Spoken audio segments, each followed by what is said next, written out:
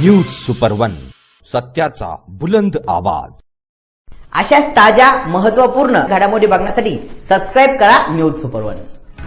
श्रीरामपूर येथील बहुजन शिक्षण संघ संचलित शंभूक विद्यार्थी वसतिगृहात नगरसेवक श्रीनिवास बिहाणी, माजी नगरसेवक आणि जय माता दी मित्रमंडळाचे अध्यक्ष राजेश अलग, आरपीआयचे उत्तर अहिल्यानगर जिल्हाध्यक्ष सुरेंद्र थोरात आणि जिल्हा परिषदेचे माजी सभापती बाबासाहेब दिघे यांच्या शुभ हस्ते शैक्षणिक साहित्य वाटप करण्यात आले।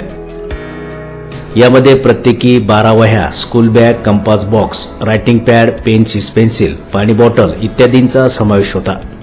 याप्रसंगी सोमाया हायस्कूलचे चेअरमन संजय छल्लारे, नगरसेविका वैशाली चव्हाण, मिशन वात्सल्य शासकीय समितीचे सदस्य मिलिंद कुमार साळवे, परिवर्तन फाउंडेशनचे सचिव मेजर कृष्णा सरदार, आवाज जनतेचा न्यूज चॅनलच्या संपादिका विजया बारसे, संसिद्धी प्रतिष्ठानच्या सचिव राधिका कारवा, विद्रोही सांस्कृतिक चळवळीचे सचिव डॉक्टर जालिंदर घिगे आणि सामाजिक कार्यकर्ते एपी बनसोडे यांची प्रमुख उपस्थिती होते। प्रथम विद्यार्थ्यांनी परिवर्तनशील स्वागत गीत सादर केले। या कार्यक्रमाचे प्रास्ताविक वसतिगृह प्रमुख अशोक दिवे यांनी केले।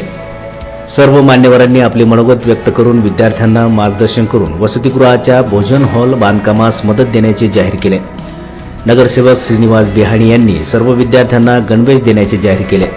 तसेच कृष्णा कलेक्शनचे संचालक पुरुषोत्तम झवर यांनी बांधकामास लागणारे स्टील देण्याचे घोषित केले।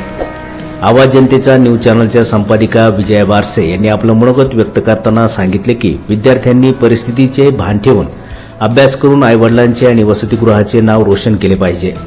कार्यक्रमास बहुजन टायगर फोर्सचे अध्यक्ष संजय रुपटक्के, बैतू शिपा हॉस्पिटलचे संचालक डॉक्टर सलीम शेख, भाजपा अल्पसंख्याकचे शहराध्यक्ष आसिफभाई पोपटिया, बहुजन वंचितचे संतोष त्रिभुवन, रंबाजी कोळगे, रामदास आढाव, वसंत पवार, शाहीर भीमराव कदम, कवी आनंदा साळवे, शाहीर नरवडे, दादासाहेब बनकर, मातृपितृ छाया प्रतिष्ठानचे अध्यक्ष उत्तमराव शेलार, कविता दिवे, सिद्धार्थ दिवे, हबप अरुण कुरेसर, विद्यार्थी पालकवर्ग आदी मोठ्या संख्येने उपस्थित होते।